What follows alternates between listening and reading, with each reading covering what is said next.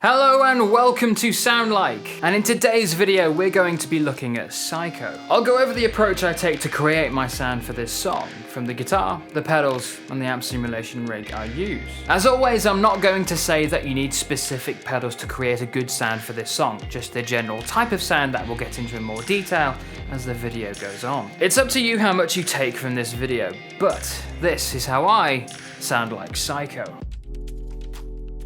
The way I hear this song is that the intro riff tone has a much different sound to the tone that we hear throughout the rest of the song, and I only use this particular sound right up to the point where the drums and bass have properly come in. It's a lot more stripped out and thinner than what we hear throughout the rest of the song. This could be done by blending the microphones differently in the mix, or having an entirely different rig altogether. Either way, I aim to have a thinner sound in the intro riff than the main sound we hear throughout the rest of the song. To achieve that thinner sound, I'm just using my prime distortion. It does have a thinner sound than what we hear later on in the song, but it still packs a punch with the distortion at around 3 o'clock. My thinking behind using just this pedal is fairly straightforward: a simple distortion tone. A fuzz pedal would be too fuzzy, and an overdrive pedal just wouldn't have the power behind it, I feel. The tone control is set to 12 o'clock with the idea of not having it be that bright, and the pedal naturally doesn't have that much low end to it, which makes it a good choice for the broad sound that I'm looking for here. And the amp rig I'm putting this sound through is my Marshall and Orange amp combo. And as for the guitar I'm using here, I'm using my Manson MA2 Evo with Sustainiac pickup and MBK2 humbucker in the bridge. For the type of song that Psycho is, you'll want to use a humbucker for that stronger sound. The intro riff does sound good going through my telly and its P90, however it doesn't quite have the sound I want for the entire song, especially a specific part which we'll get to later on. So we've got the sounds we want, so what are they like?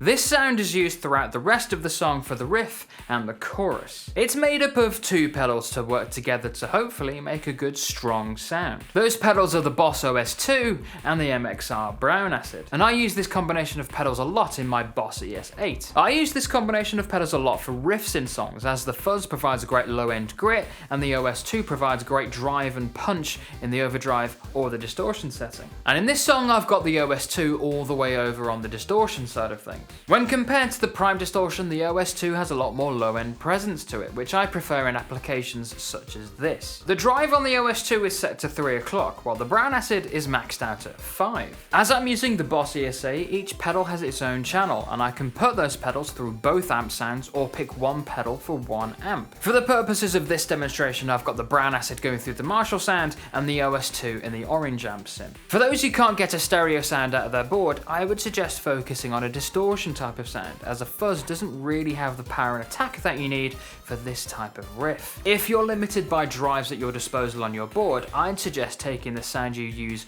for the intro riff, but just rolling the level off on your guitar for the intro riff, and then opening it up fully when the main sound comes in. It's up to you what you do here, but I like to give each section its own particular sound, and rolling the gain off your guitar is a great way to alter the color of your tone. It's an easy and reliable way to shape your sound. So what does it sound like?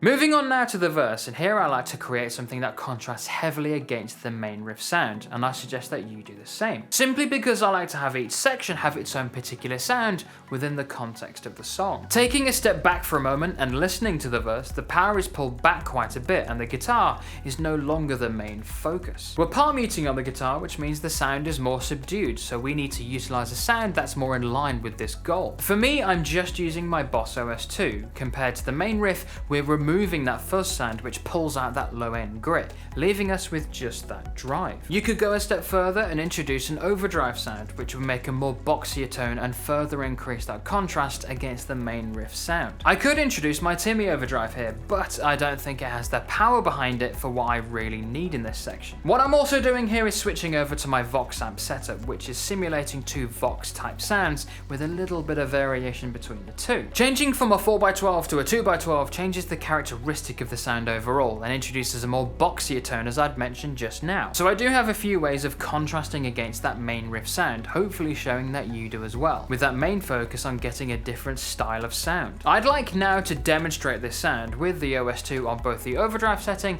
and the distortion setting, and leaving it up to you to decide which is better.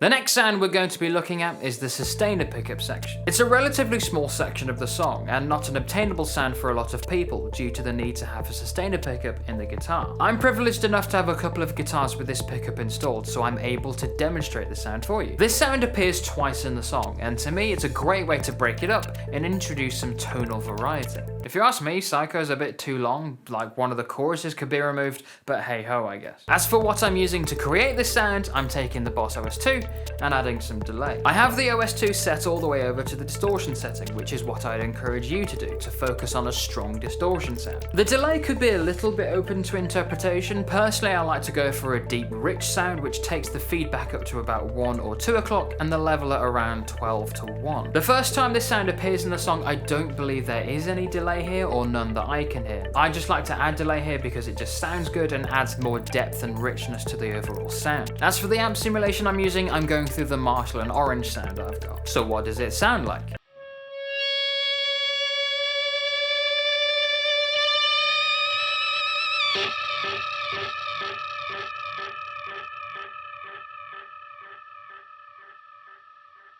Moving on now to what I'm calling the fat riff sound, which comes just before the bridge. In terms of the approach for this sound, I like to have it be similar to the riff sound we've heard already, but of course, give it its own identity. So what I'm using is the prime distortion on one channel and the brown acid on the other, with the phase 90 set to its slowest possible setting. That's a lot of MXR pedals. To my mind, with this sound, we still retain the low end grit with the brown acid, but swap out the OS2 for the prime distortion to get a much sharper attack. It may not be a dramatically different sound on its own, but the introduction of that modulation with the phase 90 really brings in something new that I would suggest that you focus on here as a way to get yourself a new sound. As I'm using 2 drives in stereo, for those with a mono board, I'd strongly suggest that you focus on a distortion type sound and introduce modulation if possible. As for the amp simulation I'm using, there's a few options here. I could either go with the Marshall and Orange setup or the Stadium sound, or even go crazy and combine the two. They're both simulating 4x12 cabinets and give an overall full-bodied strong sound, not a boxy type tone. My main advice to you here would be to focus on the biggest and strongest possible sound that you can get with plenty of low end, so that it fits in well with this particular part of the song. So let's check out the sounds, but I'm going to flip between amp combinations. It's entirely subjective, so it's up to you which one sounds best.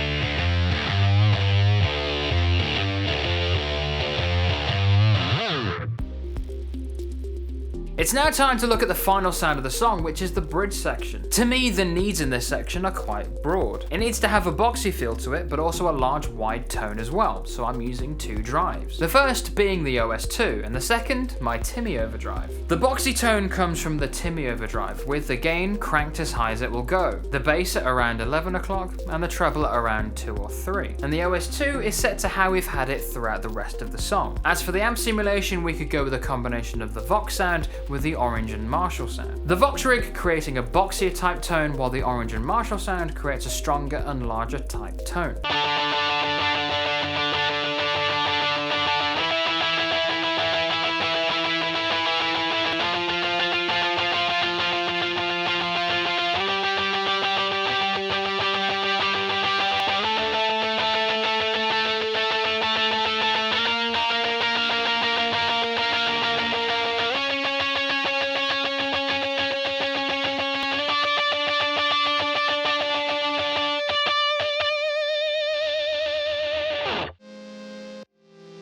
And with that, we've covered how to sound like Psycho. Hopefully you found it useful. Was it any good? Like, comment, subscribe, and let me know what you thought about the video. Do keep in mind that the specific pedals I've shown in this video aren't ones that I would say you specifically need to achieve these sounds. They're just there as an idea to give you a starting point for the sounds that you should be looking for.